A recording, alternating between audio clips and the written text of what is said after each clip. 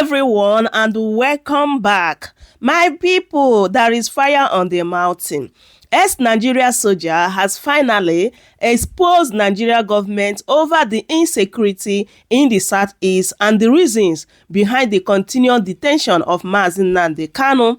So you guys know that yesterday, Senator Abaribe challenged federal government to release Nnamdi Kanu so that we will know who is causing the insecurity in the Southeast. We all know that these people are using Nnamdi Kanu's name to carry out the evil agenda they have against Ndi Igbo. They are committing all manners of atrocities, but at the end of the day, they say that it is IPOB that are causing all this mayhem in the Southeast. Let me allow you guys to listen and hear everything this ex-Nigeria soldier said in this particular video concerning the insecurity that is going on in the Southeast. But before then, please, if today is your first time here, don't forget to subscribe here. I bring to you all the trending gist about Nigeria, especially politics news. So don't hesitate to subscribe and also share the video. Give me a thumbs up so that YouTube will recommend this video to other people to watch. Thank you everyone for doing so. So my people, let's go ahead and watch the video. I am Awambon. I am from Upper East Region, Ghana. And my mom is a Biafran from Abia State, Ngwa woman. Okay. And I happen to, because of my mom, I happen to serve in the Nigerian army for 18 years. Yes. He said he served in the Nigerian army for 18 years, and that is a very long service. You know, if some girls are 18 years, they have started giving birth. So 18 years is not, it's not 8 years. In fact, I removed my cap for you. It's not easy. All right, sir, you have the mic. Let me ask you a question. There have been a lot of controversy right from time. They said Nnamdi Kanu was the one that was orchestrating insecurity in the Southeast. When Nnamdi Kanu was detained, they have started also pointing fingers to so many people as well. But the question I am trying to ask, and that is what I want you, sir, to establish, you know, a concept from this as an experienced military officer who have served Nigeria for good 18 years. In my own community in Ekanotis down there, so many communities are under siege of the yesterday here that there are dead bodies in the bush, the killing is too much, the kidnapping is too much. And these are not Biafra agitators. The Biafra agitators are not in our state, and this thing is happening more than the Southeast. They claim that Biafra agitators are the ones sponsoring the insecurity. I am saying that if there is no ESN, all these people in our state, and we are experiencing the worst, how can we believe that it is Biafra agitators who are sponsoring this? You have the mic, sir. You can unmute yourself. Thank you so much, Mazopacha. And I am so happy to be with you today. I think this is my second time or the third of joining me live. Yeah. Yes, you see, there is nobody in Nigeria that knows the system very well that will tell you, a different thing from what they are saying. There is no one that will do that. We understand what is going on in that country. Talk to us. If you don't understand what is going on in that country, I believe that most Nigerians must have listened to Oboda Melafia. He is dead now. The man made a stunning revelation of how these people operate and how they are moving southwest of Nigeria. But mysteriously, after the expose, he mysteriously died. Nobody knows how he died. Obadiah, after the exposition, died mysteriously. You understand? So that is how it is. When someone, the only person that they have not, attempted to deal with is T.Y. Danjuma.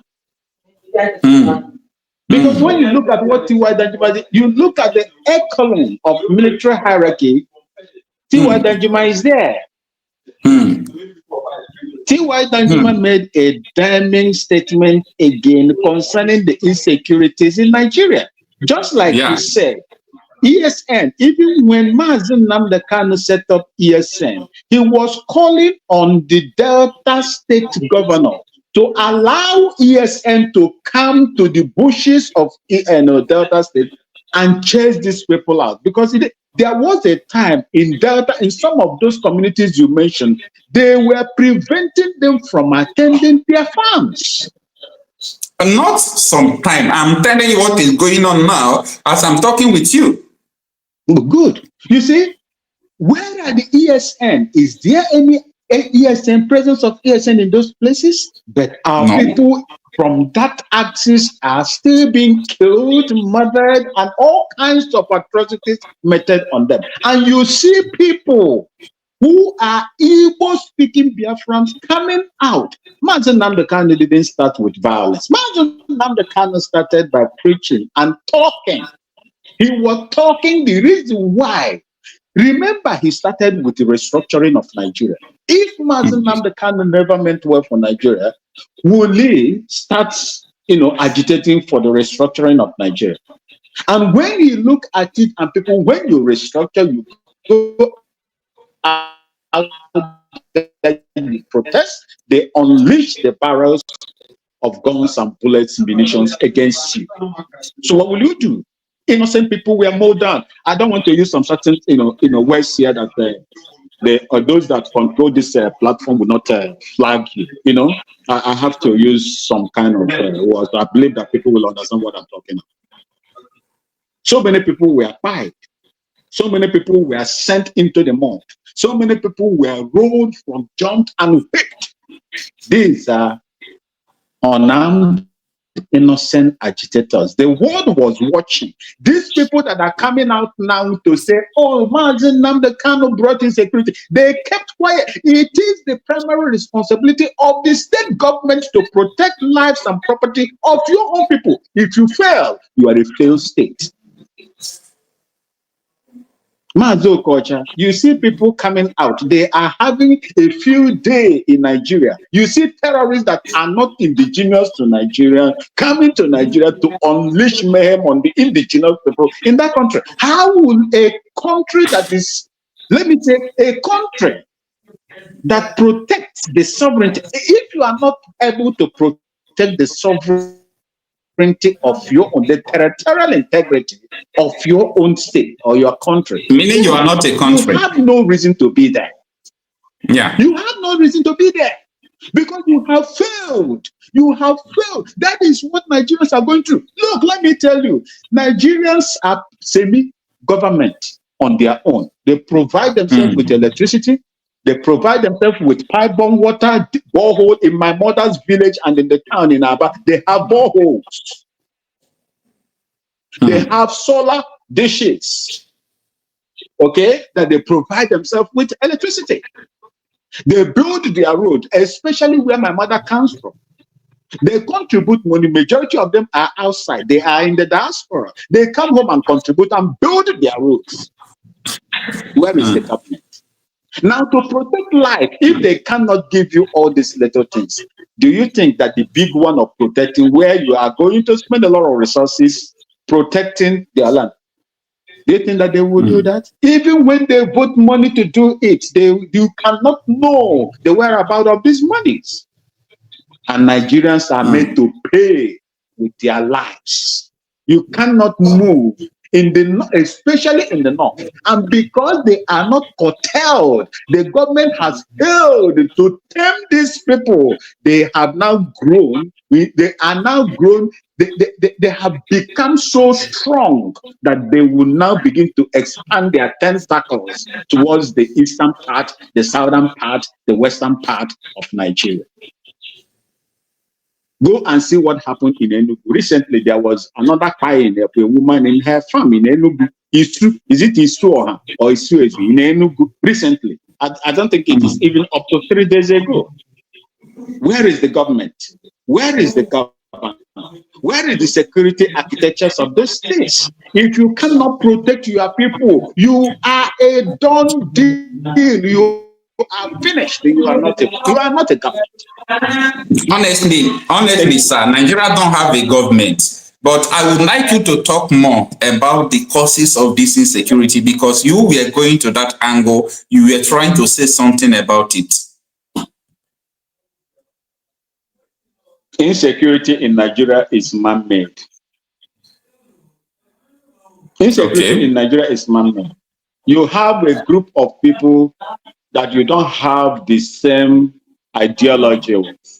You have a group of people, interacting and living together with a group of people that have these different religious values and beliefs, the cultural differences and so on and so forth, militating against each other.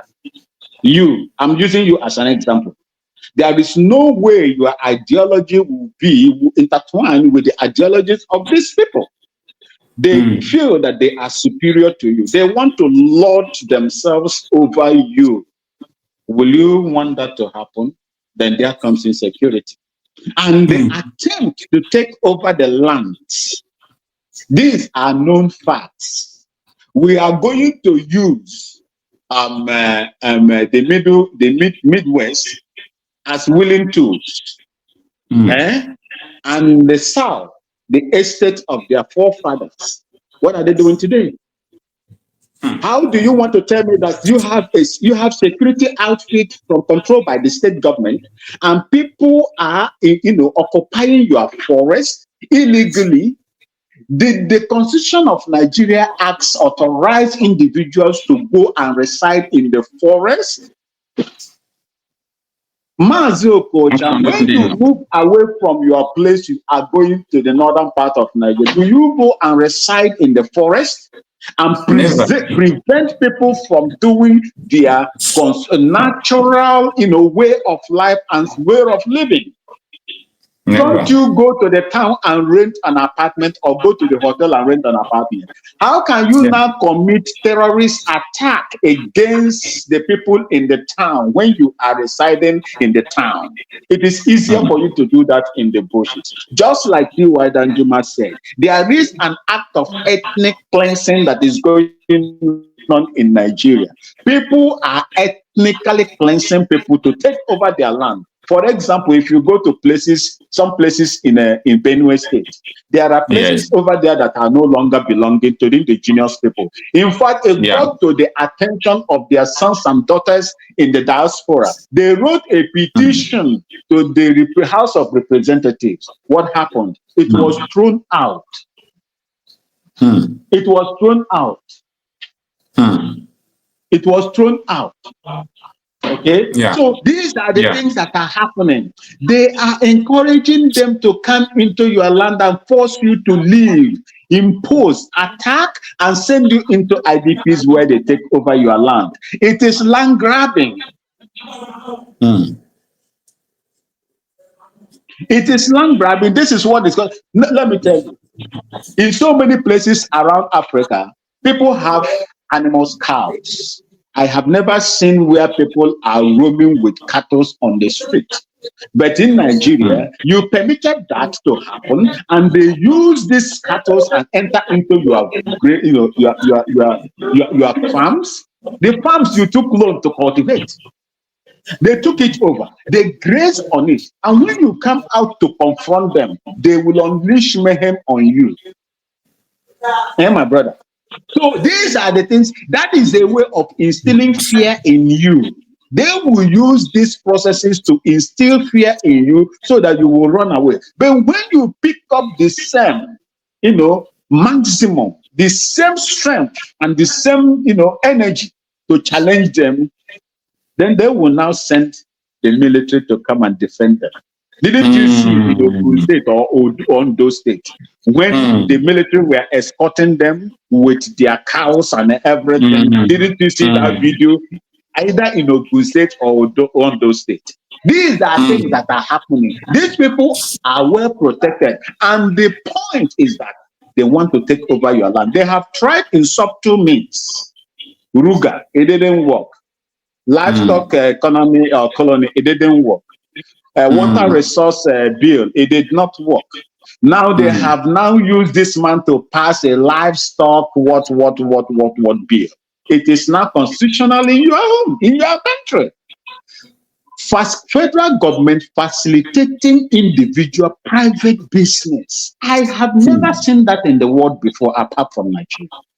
All right, sir. Officer, from your own personal experience, do you think that this insecurity going on is caused by Biafra agitators in the Southeast? Because I listened to one journalist from UK, a Nigerian descent, when she was saying that people in government strategically place killers in the Southeast to, to scatter the area, to carry out ethnic cleansing, to make sure they reduce people who are agitating, to make sure they reduce the power and influence of the people of the Southeast.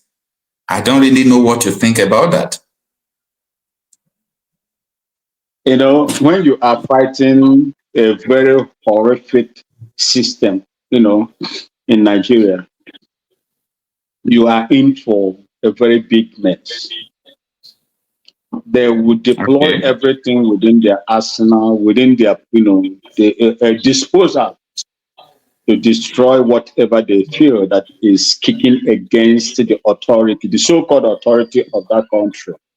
That is what you see. So when you look at Mazi Nnamdi Kanu issue, Mazi Nnamdi Kanu, like I said before, did not start as a terrorist. He was agitating for the restructuring of Nigeria, which failed. If you listen to Shetima, the current vice president today, he disagreed in the restructuring of Nigeria. He disagreed. Today he is the vice president.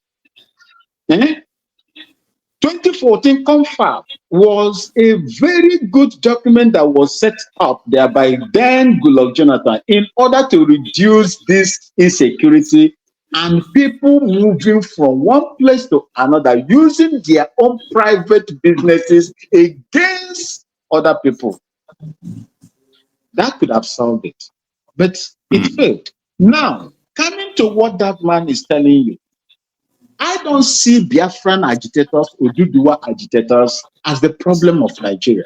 They are reacting based on what is meted out on them. Remember, self-defense is not a criminal thing in Nigeria. It is only in Nigeria that self-defense is criminalized. While I was growing up, my stepdad was a retired colonel as well in the same Nigerian army. He had his weapons with him. That is what they call first line of defense. There are villagers in those days that were able to have 10 guns, single barrel guns, double barrel guns, pump actions to defend their homes against and for hunting of games. These are categorized as first line of defense. What you can use to defend yourself in case anything happens to you. But the Nigerian government, knowing fully well what they wanted to do, they withdrew all those first line of defense from the individual citizens of Nigeria and take over the responsibility which they cannot, and allow those that they are supporting in what D.Y. Danjuma said, to carry automatic assault rifles to commit mayhem on the Nigerian people. That was the beginning, because once your gate is open, it is easier for the enemy to enter and march into your compound. For withdrawing that from you, makes it easier for the enemy to come in. And that is exactly what they did.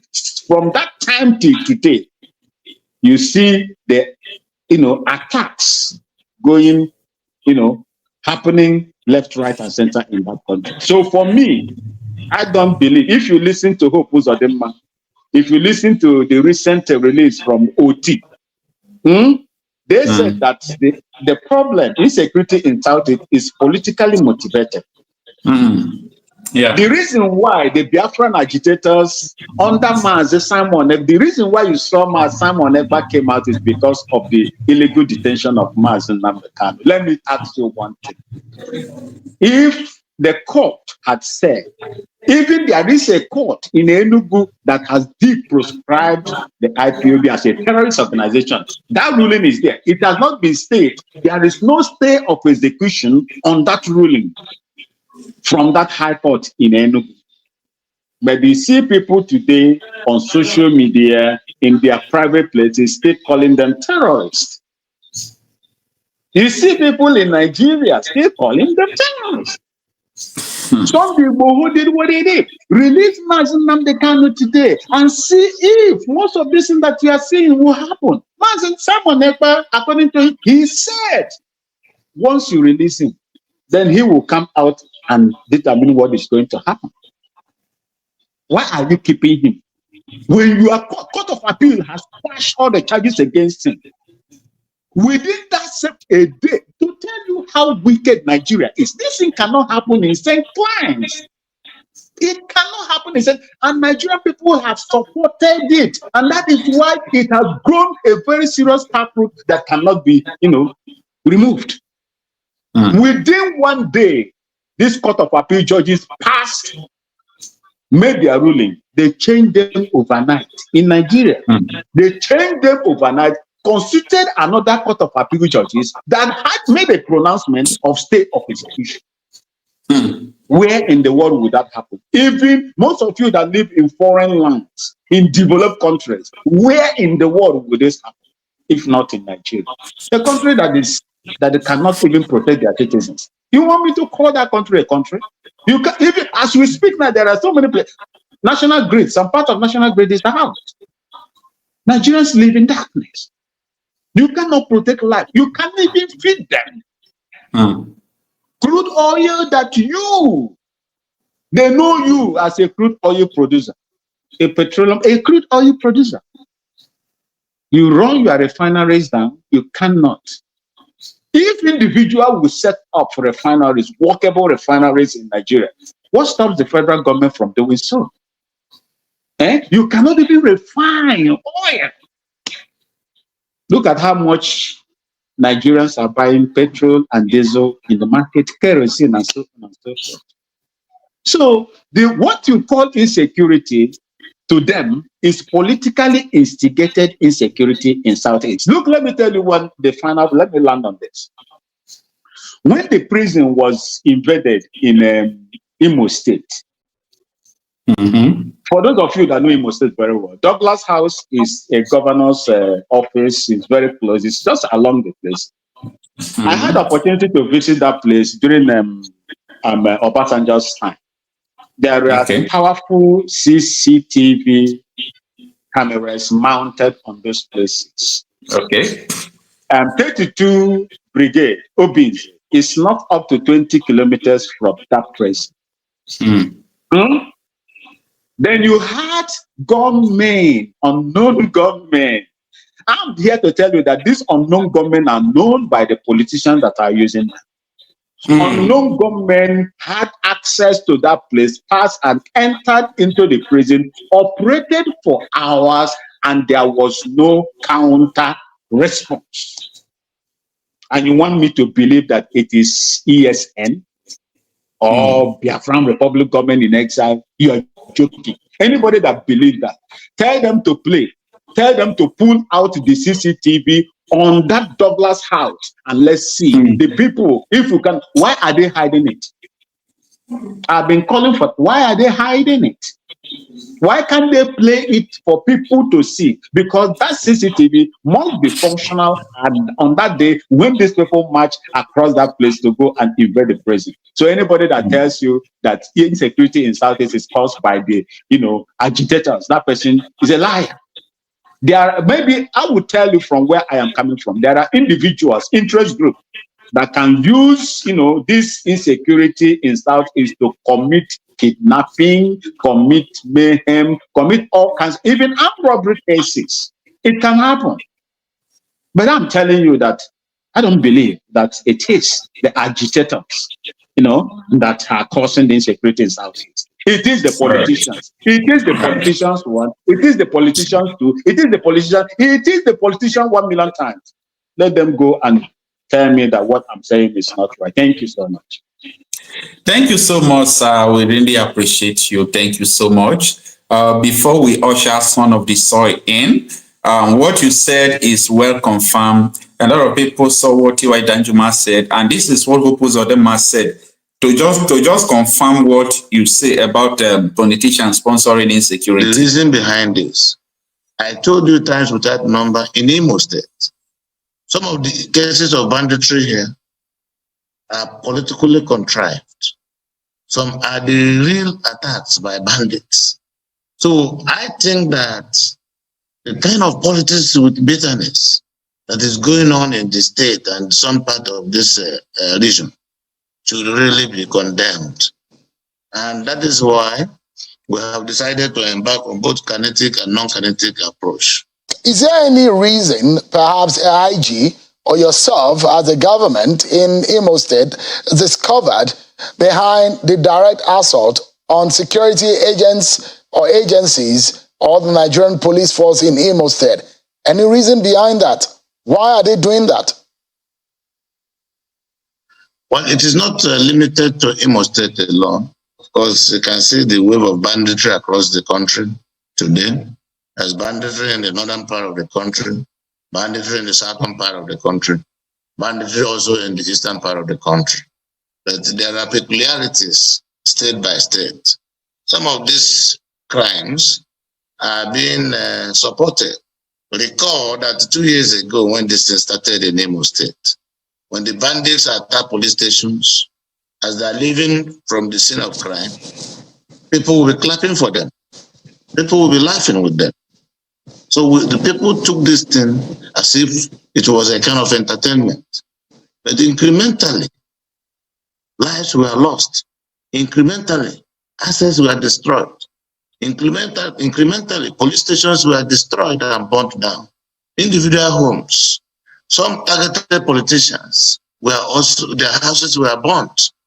So we took personal interest to begin to investigate the reason behind this.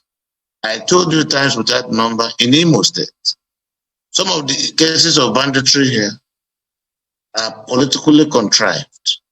Some are the real attacks by bandits.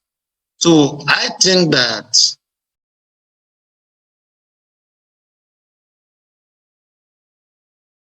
I played this video to confirm what you said.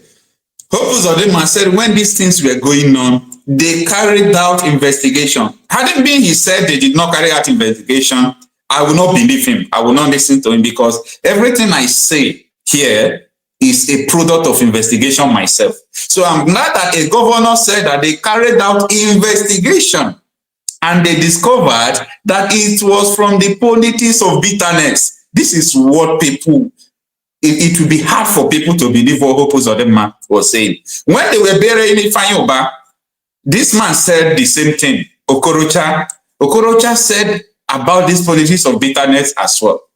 And last week here, and the SOT of Abia State said the same thing.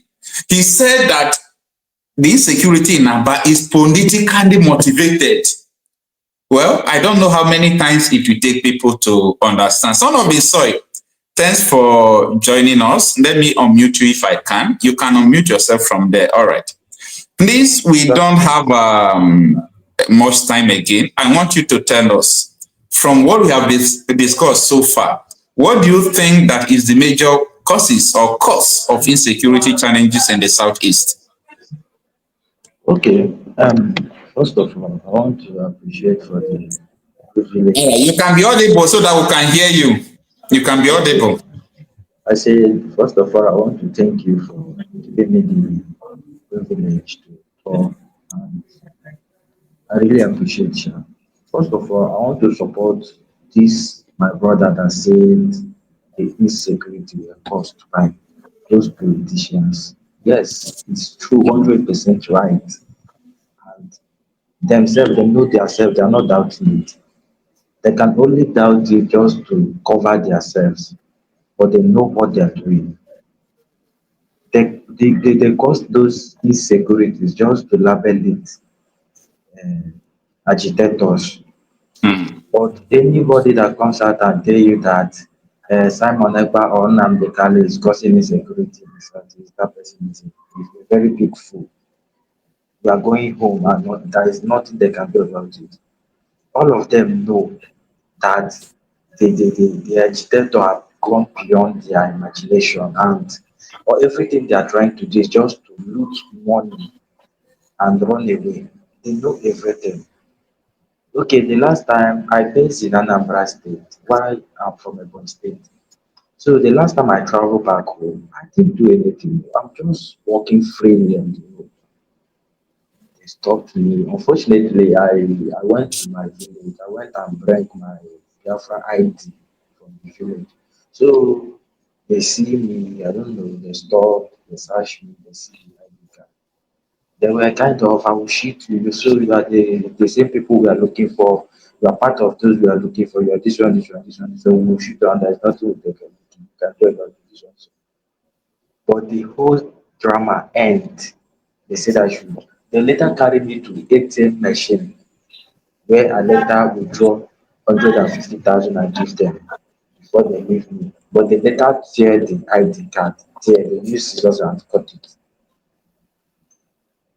So why are they doing all those things? They even carry me and enter police station where they show me one car. They say the man only have the Biafran flag in his car, and the man is in prison now over 5 years. The man has been in Jesus. prison just because of Biafra flag they saw in his car. The man has been in prison for over 5 years, and they cannot do anything. And he's not. We are not even. They are not ready to release the man. But they asked me to bribe them because they know my mom. My mom is selling food beside the government house, that police station. That they know my mom and they know that when I was staying with my mom, that when I was selling food with my mom, that's what they want to do because of my mom. I should give them money. They carry me with their motor to hit the where I will drop 150,000 and give them before they leave me and tear the IT card. That is criminality. So the insecurity in Southeast were caused by those politicians. All of them, they know it all. They cannot deny it. They're only doing that thing just to protect themselves. They're only running a selfish politician. They're selfish politicians. That is all. That is what they are. They only care for themselves and not the citizens. That is It's the so only thing unfortunate. they care for. This, Care for this is so themselves. unfortunate. Yes, they care for themselves and not the citizens. Where they will, okay, I was in Abakaliki when they called them that thieves are robbing one shop. They called them. Instead of them to go that place, they didn't go that place immediately after the thieves left. They went back Mm. there. If they see youth passing that place, they will grab youth and say the youth are part of them. They will grab youth and Mm. go and put it inside police station. They have been doing it not once, not twice. They even carry me once a day. Something you know nothing about. The day I'm coming All back right. from work. All right. 1 minute. The army officer X want to say something about what you are saying. You see, my brother, you see, the worst thing that will happen to any individual is to fall into the hands of these unprofessional, security agencies or agents. That's the worst thing that will happen to you. They will extort you. If you don't give them what they want, they will level some kind of phantom charges against you and throw you into a waiting trial. And They nothing will, nobody will do about it. That is the they will, system in Nigeria. Lack of due process. Lack of Mm. due process. You are right. Look, when Buhari took over power, what did they say? That you are right. You see, the interest of the country overrides your own individual human rights. Is it not true? Mm. He said it. Yeah. People lament Yeah. and lament and lament and lament. Nothing came out of it. That man has come and gone. Another one has Mm. stepped in. The same thing. That is the reason why when you go to any national TV today and make some kind of protest in terms of submission or deposition you make on the TV station, you are censored or you are fined. You Mm. remember Shehu? Shehu was fined for interviewing Emma Powerful, I think some time ago. Yeah. They Yeah. censor you, They do, because that's a place where there is no rule of law, there is no organization, everything is moving on. And those people that don the uniform and the arms as given to them by the authority are the only people that knows the law that can do anything and undo. If not for the reasons of social media and video evidences that are coming out today, do you think that most of the things that you see today, you will see them? A policeman will wake up and thoroughly beat up a civilian. They always go for the low-hanging fruit. Innocent people. People that are unarmed. That is where it pains me. You know, when I look at them doing whatever they are, I saw one, a general, with his orderly, dragging a woman and a fiance, it is a fiance, yes, a fiance and a fiancée, dragged them out and was malhandling them simply because they overtook, based on report as alleged, overtook their convoy. Who are you to overtake me? Is that something that will cause you to beat anybody up? If not in Nigeria. These are some of the things that is going on there that is very, very, I am sympathetic to every one of you that is, have gone through these ordeals in the hands of those that are supposed to protect you. But they will no longer, they can never attack frontally those that are wielding the same weapons that they are. They cannot do that. But they always go after to begin to catch people, arrest people at random. And that is how you are going to spend your time in that detention. It's unfortunate. It's very, very unfortunate, sir. Thank you. Heartbreaking. Welcome to News TV.